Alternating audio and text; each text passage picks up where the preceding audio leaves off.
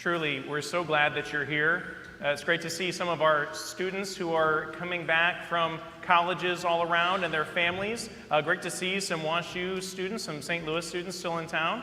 Great to see you all, and hope you recovered from exams. The rest of you who make up our CSC community and our guests, please know how grateful we are for your presence here tonight. And we hope that in just some small way, you might just get a glimpse of what we're about week in and week out over across Forsyth, just trying our best to be able to serve a community and a bunch of people trying to grow closer to Jesus and maybe having some food and some good conversations while we do it.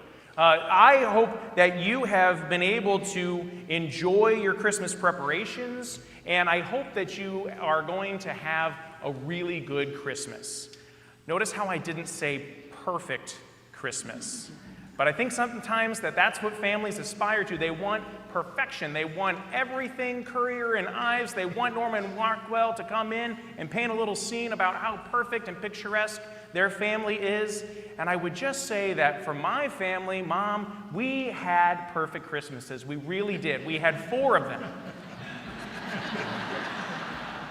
1986, 1987, 1988, 1989, and then my sister was born. And the perfection went out the window, which was fine because she already had a perfect child. She already had someone that she could hold in her arms, swaddle, not a manger, but to know that just there was peace on earth. And then this thing called Elizabeth was brought into the world. And in good meaning, you and Dad really trying to bring life into the world and to be able to cherish. That's exactly what it was like.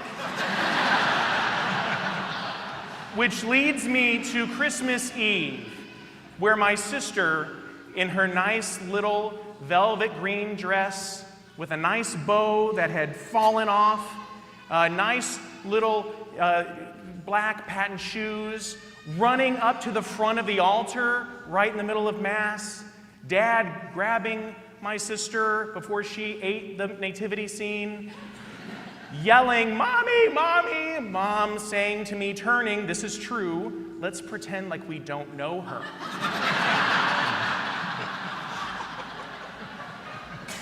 And as Mass continued, as heaven came down to earth on the altar, as we were trying our best at St. Matthias, where we grew up in the early years, we had 2 different communion stations in the front and in the back. And we were stationed far enough that we were going to the back.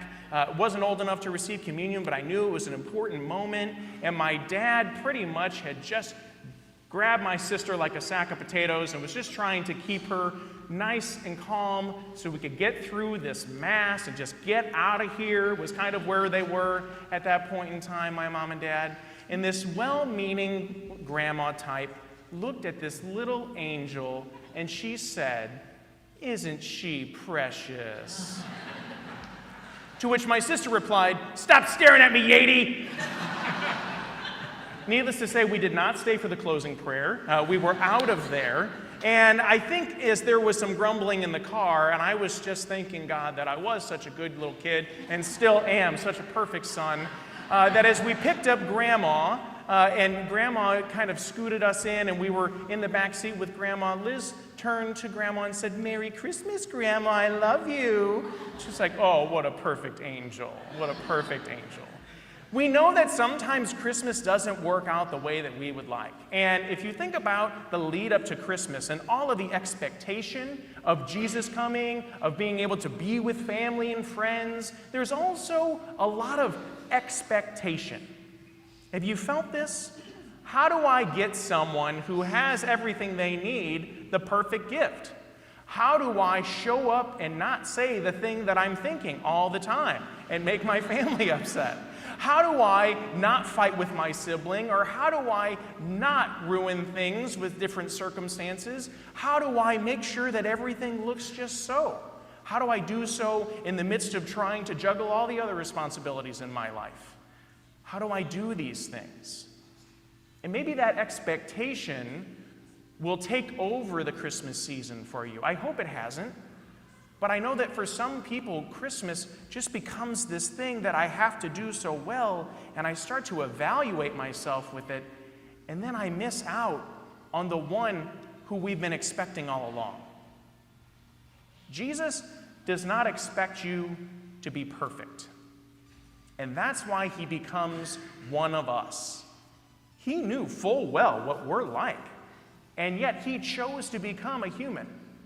He chose, in the midst of all the imperfections and all the heaviness of life, he chose to enter right into it because he's not afraid of our humanity. In fact, he wants to show us how to live it well. He wants us to experience nothing but communion with him. We hear in the second reading, as St. Paul's scribbling a letter to Titus, he says that the Lord has poured out the richness of his grace. We hear in the first reading of Isaiah that this city, and he's talking about Jerusalem, but when he's talking about Jerusalem, he's also talking about us. He says that this is the holy city, that this is the place of glad tidings and rejoicing. Really? Yes. Even in the midst of everything that's not perfect about our city, or everything that's not perfect about your family or mine, that he wants to enter into it. That he's birthed into this reality, and he's birthed into poverty, and he can't even find a room to be born in. He's in a stable. He's in the midst of all the lowliness. Because when you're feeling low or down, or you're feeling the lack and the want, you know that you're not alone. You know that, in fact, you have someone to journey with. Yeah, Jesus doesn't want you or expect you to be perfect, but Jesus wants you to try. What would trying look like? Well, I would say we need to, one, look at the ones that have been entrusted to us, the ones that are related to us, the ones that we're going to celebrate Christmas. And maybe you don't have the perfect present for them, but maybe your presence is something. Maybe journeying with them and anticipating their needs and trying to love them. Our kids, maybe saying thank you to Santa and the others that have put presents in front of the tree. Maybe that's a great place to start. And then from there to ask God, how is it with all of the gifts that you've given me that I can spread your love? Because there's no longer that poverty which Jesus filled in my life. That how can I look around and see how he's trying to love the world through me?